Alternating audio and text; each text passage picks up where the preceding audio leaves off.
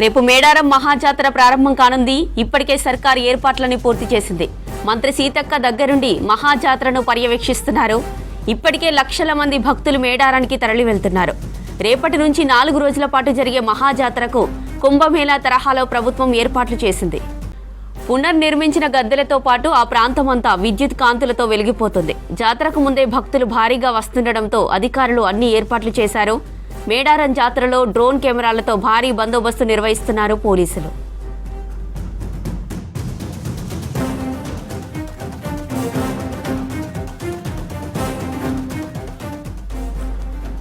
మేడారానికి గిరిజనులు భారీగా తరలి వస్తున్నారు. న్యూజిలాండ్కు చెందిన గిరిజనులు హాకా డ్యాన్స్ ఆకట్టుకుంది.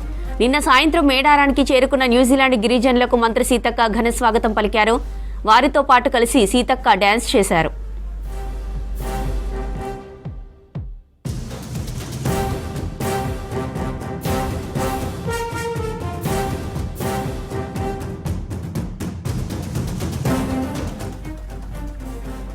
తెలంగాణ కుంభమేళాకు ఇటు ఆర్టీసీ ప్రత్యేక బస్సెస్ ను నడుపుతుంది. ప్రతి 4 నిమిషాలకు బస్సు ఉండేలా ఏర్పాట్లు చేసింది.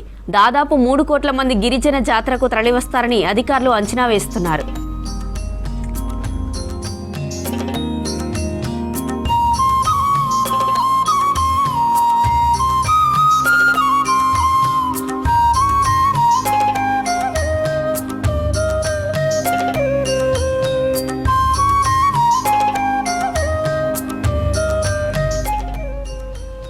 రేపు మేడారం మహాజాతర ప్రారంభం కానుంది. ఇప్పటికే సర్కారు ఏర్పాట్లని పూర్తి చేసింది. మంత్రి సీతక్క దగ్గరుండి మహాజాతరను పర్యవేక్షిస్తున్నారు.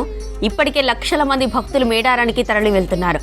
రేపటి నుంచి 4 రోజుల పాటు జరిగే మహాజాతరకు కుంభమేళా తరహాలో ప్రభుత్వం ఏర్పాట్లు చేసింది.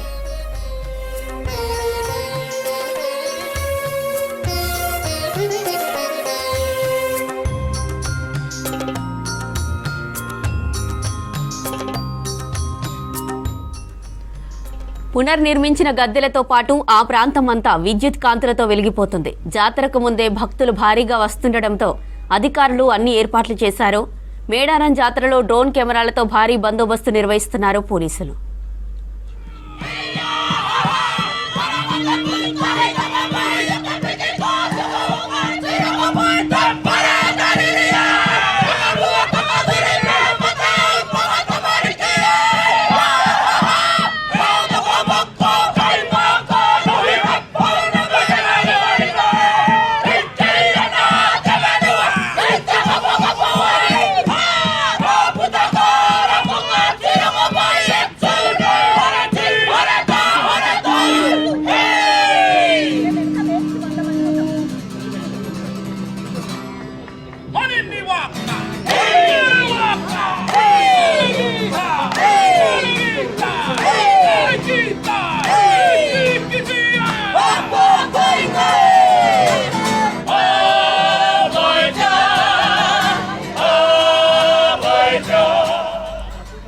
మేడారానికి గిరిజనులు భారీగా తరలి వస్తున్నారు. న్యూజిలాండ్కు చెందిన గిరిజనులు హాకా డ్యాన్స్తో ఆకట్టుకున్నారు.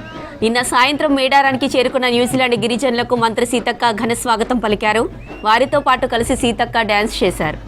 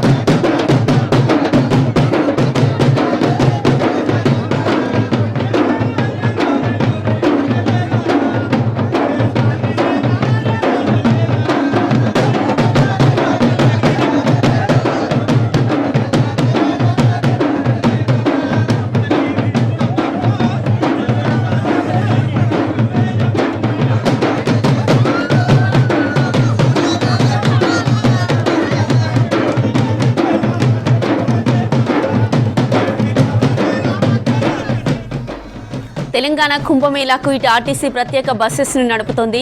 ప్రతి 4 నిమిషాలకో బస్సు ఉండేలా ఏర్పాట్లు చేసింది.